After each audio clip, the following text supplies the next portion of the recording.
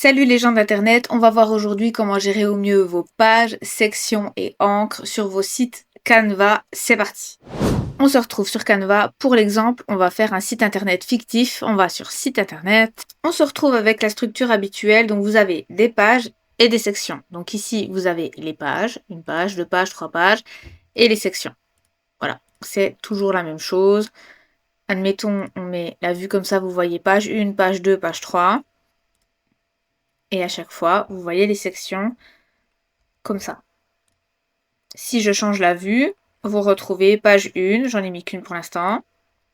Je peux ajouter les sections aussi ici si j'ai envie.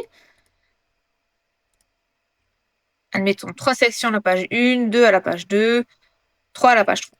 Voilà. Mon site internet, il ressemble à ça dans l'exemple, peu importe ce qu'il y a dedans. Donc nous, ce qu'on a envie de comprendre aujourd'hui, c'est comment ça fonctionne pour rediriger quelqu'un à un endroit bien spécifique. Le système des encres. Une encre, c'est un endroit spécifique sur le site internet auquel on donne une adresse pour pouvoir y accéder directement. Par exemple, la page de contact.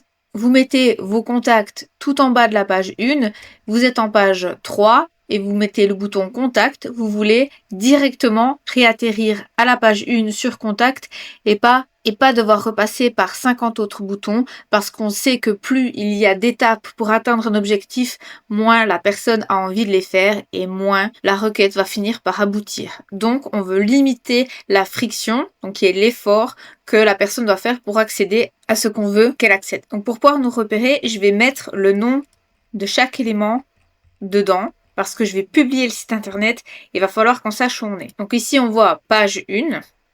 Vous avez aussi possibilité de renommer vos pages avec clic droit.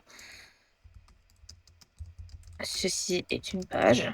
C'est la page 1 par exemple. On va renommer la page 3. Page numéro 3. Et la page 2, on la laisse page 2.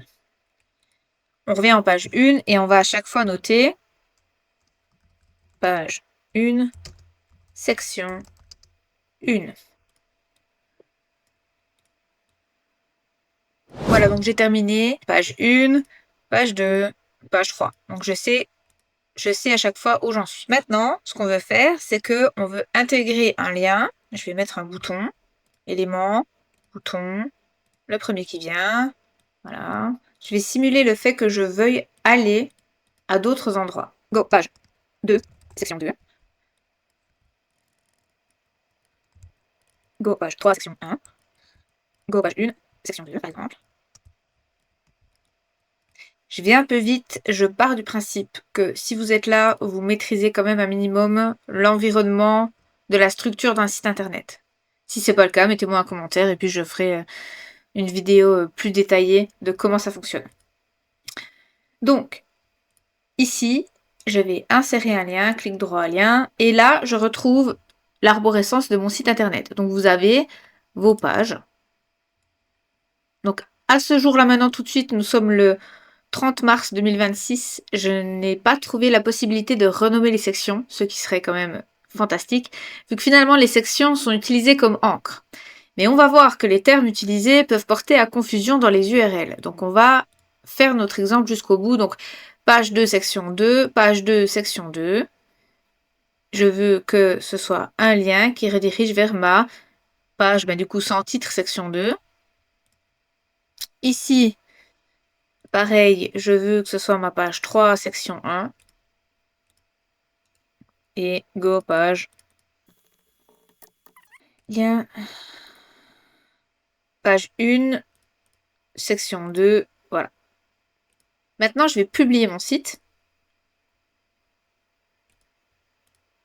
Je prends le nom de domaine gratuit et je nomme ça test en cours.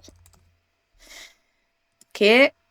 Dans les paramètres, je retrouve tout le schéma classique. Je retrouve mes pages ici. Ceci est une page avec le détail. Je retrouve exactement ce que j'ai défini jusqu'à maintenant. Je vois que j'ai possibilité de changer mon URL et que par défaut, il aura le nom de la page. Donc ici, il n'y en a pas parce qu'on est sur la petite maison, on est donc sur l'accueil. Mais je vois que je n'ai pas l'option de modifier mes sections. Bon, continuer vers la publication. Ça m'a effacé, super. Test en cours. publier. J'arrive sur mon site test en cours. Je me rends compte que c'est pas très visible. Alors, je vais élargir mes pages et les colorer pour que quelqu'un qui n'a vraiment aucune idée voit mieux.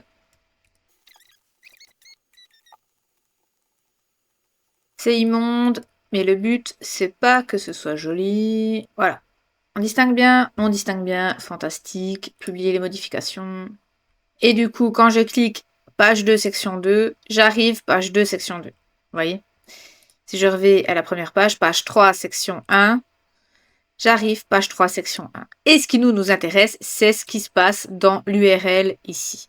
Si je vais page 2, section 2, on aurait pu s'attendre à ce qu'on ait page 2, 02, section 2, ou parce qu'en anglais, section, c'est section, page, je peux pas vous dire selon la langue que vous utilisez si ça change la donne, mais voilà, on arrive à page 2, hashtag page 1. C'est pas intuitif, et attendez, c'est pas tout, il y a une subtilité du pourquoi j'ai fait la vidéo.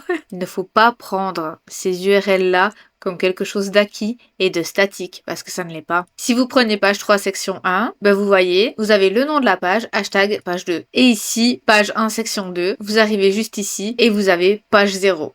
Ça n'a absolument pas de sens logique. J'ai essayé de voir l'incrémentation sur est-ce que l'un va redéfinir l'autre, et je n'arrive pas à trouver de logique à tous les coups. À chaque fois, il y a une petite variable qui change. Je dirais vérifiez vos liens à chaque fois. C'est chiant, mais vérifiez vos liens à chaque fois. Parce que si maintenant on retourne dans l'éditeur, on duplique ici et on va faire page 1, section 3. Non, on fait juste section 3. Je vais éditer le lien et je veux la section 3. Terminé. Publier les modifications. Donc j'ai envie d'atterrir ici. Donc là, go, page 1, section 3. Ah, page 1.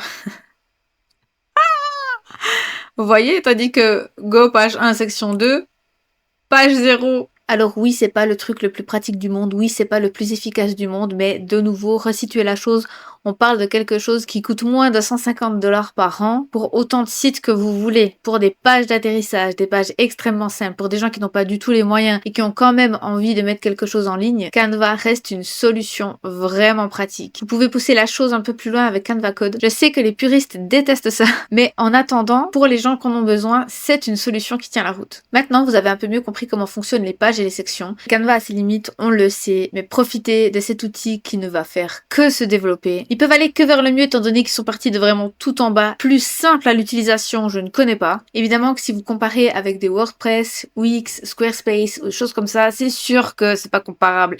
Mais si tu es dans sa niche, je trouve que franchement ça fait le job et comme il faut. J'espère qu'au mieux cette vidéo aura été utile et au pire que vous aurez appris quelque chose. Je vous laisse retourner à YouTube en attendant. Pensez à vous abonner et à liker évidemment ce que vous venez de voir. Je vous dis à bientôt pour de prochaines aventures sur Canva.